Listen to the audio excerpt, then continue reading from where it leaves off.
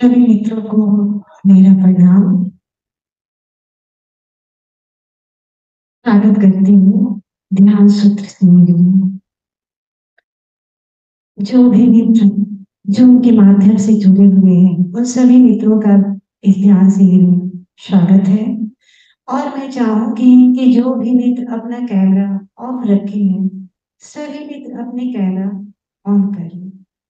और जो भी मित्र देखने की व्यू से सिर्फ जुड़े होंगे उन सभी मित्रों से मैं निवेदन करूंगी कि आप सब भी इस शिविर में सम्मिलित जरूर हो, तो ही आप अगर इस ऑनलाइन से जुड़े हो तो इसका लाभ ले पाए। नहीं तो फिर यहाँ से आप आए हैं, खाली आए हैं और खाली ही चले जाएंगे। कहते हैं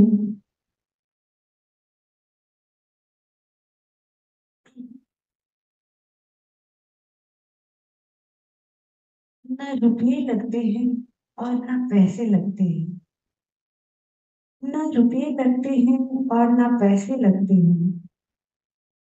इतना गंभीर उदास क्यों बैठी हूँ, मुस्कुराई। मुस्कुराहट बहुत अच्छे लगते हैं, इसलिए थोड़ा जोर से मुस्कुराइए। और इस शिविर की शुरुआत एक हंसी के ठहाके के साथ करते हैं। तो जोर से हंसिए, एकदम जोर से, और जोर से। हम सुनाई नहीं दिया, और जोर से। हंसने में कोई पैसे नहीं लगते और हंसी बड़े अच्छे लगते हैं।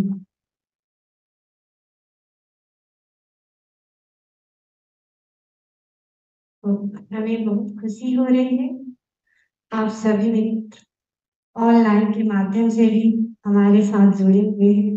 और यहाँ जो मित्र यहाँ सम्मिलित है, तो सभी मित्रों का मैं तहे दिल से स्वागत करती हूँ। और इस सीरीज का जो शुभारंभ है, सबसे पहले गुरु वंदना से शुरू करेंगे हम। गुरु वंदना होगा, सभी मित्र बैठे बैठे संगीत को सुनेंगे और सदगुरु के प्रेम में हमें डूबना है। सदगुरु का इंतजार करेंगे कि सदगुरु आएंगे, हमारे पास आएंगे। इस भाव से भरे हुए उस संगीत को सुनेंगे। और फिर जब मैं बोलूं संगीत खत्म होगा और जब मैं बोलूं कि सभी मित्र खड़े हो जाएं, तो सभी मित्र खड़े हो जाएंगे और ओम ध्वनि का उच्चारण होगा। तो सभी मित्र एक गोल घेरा बनाएंगे, गोल घेरा बना करके, और ओम ध्वनि जोर से हमारा जो सिर है आकाश की तरफ हो, और हाथ सभी का एक दूसरे के हाथ में जुड़ा। तो आप ओम ध्वनि का उच्चारण करेंगे और मन में ये भाव करेंगे कि जो भी इस पृथ्वी पर, इस सृष्टि में श्रेष्ठ आत्माएं हैं यहाँ मौजूद हो, और ओशो स्वयं यहाँ आए और इस शिविर का संचालन करें। ये शिविर ओशो के संचालन में पूरा होगा।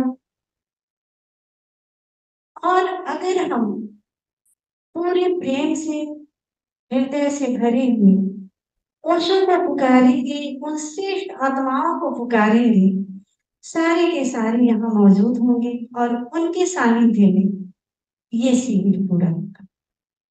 उसके बाद ओशो का मैं वीडियो लगाऊंगी, ओशो आएंगे, ओशो का हम स्वागत करेंगे, प्रेम से भरे हुए, हृदय से भरे हुए हम उनका स्वागत करेंगे।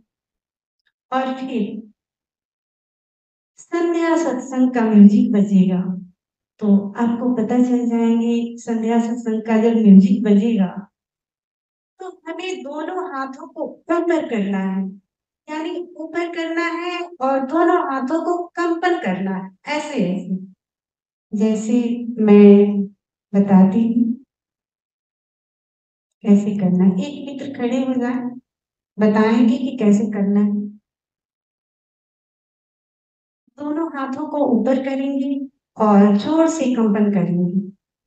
कंपन करने से क्या होगा कि हम डायरेक्ट अस्तित्व की एनर्जी से जुड़ जाते हैं और अस्तित्व की एनर्जी हमारे अंगुलियों के माध्यम से हमारे पूरे शरीर में प्रवेश करता है और वो काम करता है। तो इसलिए दोनों हाथों को ऊपर करना है और जोर से कंपित करना है। हमारे साथ ओशो मौजूद होंगे और ओशो का सानिध्य हम महसूस करते हुए संध्या सत्संग में प्रवेश करेंगे। उसके बाद बीच बीच में म्यूजिक तेज होगी और ओशो जोर से बोलना है। लास्ट में 3 बार ओशो बोलना है, फिर शांत मौन बैठ जाना है और म्यूजिक को सुनना है। बस म्यूजिक को सुनना है और ओशो के सानिध्य को महसूस करना है कि ओशो जैसे पूना कम्यून में बैठते थे और सभी मित्र उनके सानिध्य में बैठकर और उनको पीते थे, वैसे हमें उन्हें पीना है और जीना है अभी यही इसी पल में। उसके बाद 3 बार ड्रम का आवाज होगा और ओशो के अमृत वाणी से फिर संध्या सत्संग पूरा होगा। फिर कुछ बातें ये आने वाले 3 दिनों के बारे में हम करेंगे कि हमें 3 दिन कैसे अपने इस ध्यान को पूरा करना है और उसकी गतिविधियों के बारे में चर्चा करेंगे। तो जैसे ही ये संध्या सत्संग है क्या, थोड़ा सा मैं इस पर चर्चा करना चाहूंगी कि ये संध्या सत्संग है क्या। संध्या सत्संग ऐसे ही है जैसे एक छोटा सा बच्चा अपने माँ से बोलकर और बाहर खेलने जाता है। बहुत सारे बच्चे इकट्ठे हो जाते हैं, आपने भी देखे होंगे बचपन में। और जैसे हम बड़े बच्चे खेलते हैं, घर बनाते हैं, बाजार लगाते हैं, दुकान लगाते हैं, जो भी हम संसार में इस करते हैं, वैसे ही छोटे बच्चे जब बाहर खेलने जाते हैं वो भी घर बनाते हैं, बाजार लगाते हैं, दुकान बनाते हैं, दफ्तर जाते हैं, शादी ब्याह करते हैं आपस में, सारे खेल खेलते हैं। यानी हम जो बड़े बच्चे खेलते हैं वैसे ही छोटे बच्चे भी खेलते हैं और भूल जाते हैं कि ये खेल है। उन्हें वही हकीकत लगता है।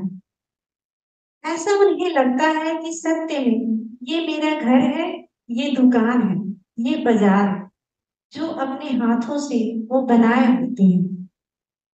अगर कोई बच्चा उसमें तोड़ फोड़ कर देता है, तुरंत मार पिटाई शुरू हो जाती है, जैसे हम बड़े बच्चे करते हैं। हमें क्या करते हैं इस संसार में, अगर हमारा घर कोई तोड़ दे, हमें आकर के कुछ कहे, हमें मार पिटाई करने लगते हैं। वैसे ही छोटे बच्चे भी करते हैं, बाजार लगाते हैं, कोई सब्जी आकर चोरी कर लेता है, वो बच्चा जाता है उससे झगड़ा कर लेता है, कोई कुछ करता है उससे झगड़ा कर लेता है। क्यों? यानी वो उस समय बच्चा उस जो खेल खेल रहा होता है उसे हकीकत मानता है। जैसे हम भी इस संसार में ये खेल खेलते हैं और इस खेल को हकीकत मानते हैं, ऐसे ही वो भी हकीकत मानता है। और अगर कोई बड़ा व्यक्ति उस रास्ते से गुजरते होता है तो क्या करता है, देख कर मुस्कुराता है। क्यों मुस्कुराता है? बड़े व्यक्ति को लगता है कि ये छोटे बच्चे खेल रहे हैं, इसलिए मुस्कुराता है कि जैसे इसको याद आएगा, घर वापस आएगा, ये तो खेल रहा है। ऐसे ही ईश्वर हमें देखकर भी मुस्कुराते हैं। क्यों मुस्कुराते हैं? इसलिए मुस्कुराते हैं कि हम भी इस संसार में खेल रहे हैं और हम भूल जाते हैं कि हम यहाँ क्यों आए हैं। हम खेल में इतना लीन हो जाते हैं कि हम भूल ही जाते हैं कि हमारा घर नहीं। हम भूल ही जाते हैं और इसी संसार को हम वास्तविक समझ लेते हैं, जैसे छोटे बच्चे समझते हैं वैसे ही हम भी इस संसार को वास्तविक घर समझ लेते हैं और भूल जाते हैं, इसलिए ईश्वर हम पर भी हंसता है। तो जैसे ही शाम होती है और माँ बच्चे को आवाज देती है कि अब बहुत हो गया खेल, अब वापस आ जाओ, शाम हो गई, संध्या होने की है, अब रात हो जाएगी, तुम घर आ जाओ। बच्चा जैसे ही माँ का आवाज सुनता है, सारे घर जो भी उसने बनाए होते हैं, बाजार दुकान, सबको तोड़ने लगते हैं। सारे बच्चे मिलकर उसे तोड़ने लगते हैं। अभी अभी वो हकीकत समझे होते हैं और मार पिटाई हो रही होती है, लेकिन जैसे ही माँ का आवाज सुनते हैं वो सोचते हैं कि हम तो खेल रहे थे। उन्हें याद आता है कि हम खेल रहे थे और अपने ही हाथों से बनाए गए घर को वो तोड़ने लगते हैं, दुकान को तोड़ने लगते हैं अपने ही बनाए हुए हाथों से। क्यों? क्योंकि उन्हें पता होता है कि हम ये खेल रहे हैं और माँ बुला रही है, अब रात होने को बन, अपने घर जाना है।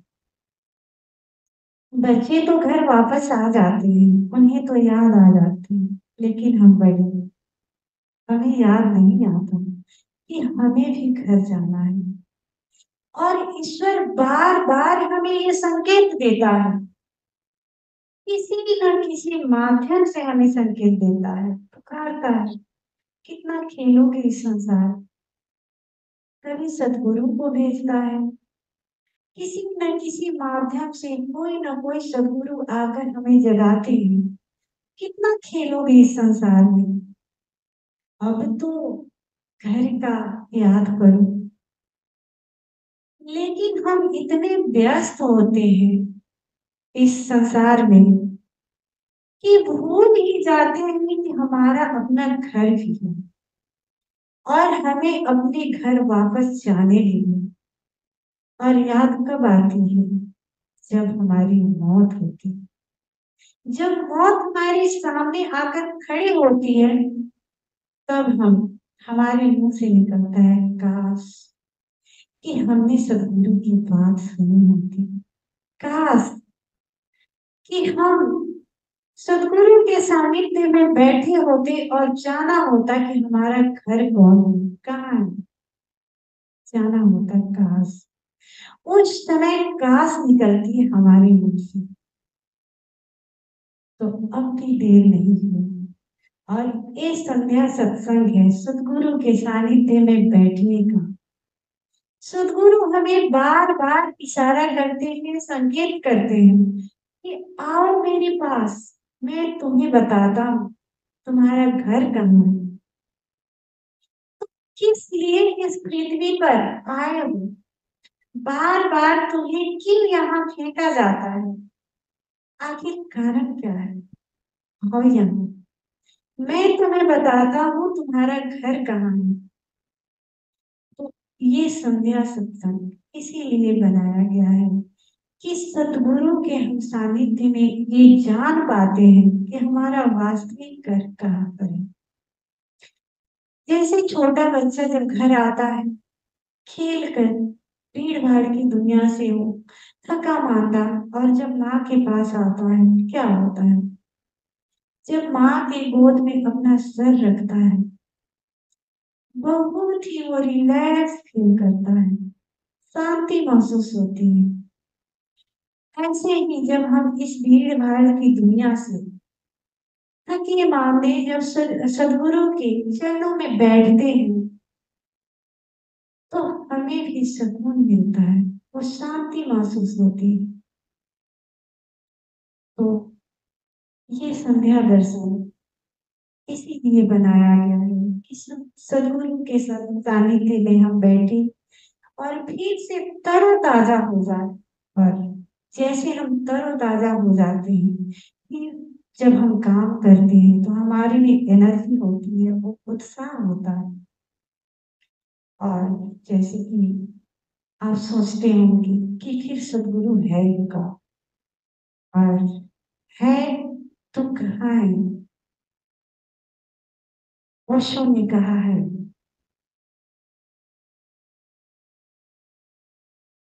जब ओशो अपना शरीर त्यागने से पहले उन्होंने कहा है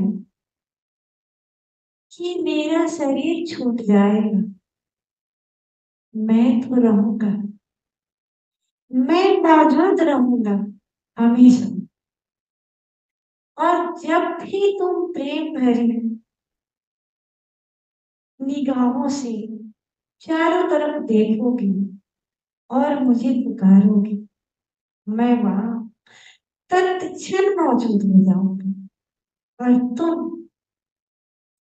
मेरे सानिध्य को महसूस कर पाओगे। प्रेम से भरे हुए, हृदय से भरे हुए, जब भी तुम मुझे पुकारोगे, अपने पास मुझे पाओगे, मैं वहां तत्क्षण मौजूद हो जाऊंगा। और जो भी तुम्हें सहयोग पहुंचाना होगा, तुम्हें पहुंच जाएगा। बस प्रेम से भरे हुए, हृदय से भरे हुए, अगर हम ओशो को पुकारेंगे, वो यहाँ आएंगे। और ये जो 3 दिन का शिविर है, उसका संचालन ओशो स्वयं करेंगे। हम मात्र होंगे, माध्यम मात्र होंगे। ओशो के माध्यम से ही ये शिविर पूरा होगा। तो अभी मैं गुरु वंदना लगाऊंगी। सभी मित्र आंखें बंद रखेंगे और संगीत में डूबेंगे, महसूस करेंगे और सदगुरु का इंतजार करेंगे कि सदगुरु आएंगे हमारे पास, वो जरूर आएंगे। तो सदगुरु के प्रेम में हमें डूबना है और सदगुरु को याद करना है, उन्हें बुलाना है, पुकारना है, प्राणों से भरे हुए, पूरे हृदय से भरे हुए, ताकि वो यहाँ मौजूद हो सके और आप उनके सानिध्य को महसूस कर सके। जितना प्रेम से भरे हुए आप उन्हें पुकारेंगे, उतना पाएंगे कि आपके रोम रोम में वो भरती जा रही है। वो बल्कि कहीं और नहीं है, वो यहाँ मौजूद ही है। बस हमारी प्रेम भरी आंखें चाहिए उन्हें देखने के लिए। तो मैं म्यूजिक लगाती हूँ, सभी मित्र शायद ही अपने पंखे बंद हो जाने दें, प्रेशर नहीं देना है और प्रेम से भरे हुए, हृदय से भरे हुए सदगुरु के इंतजार में संगीत को सुनना है और ये भाव करना है कि सदगुरु हमारे साथ मौजूद हो।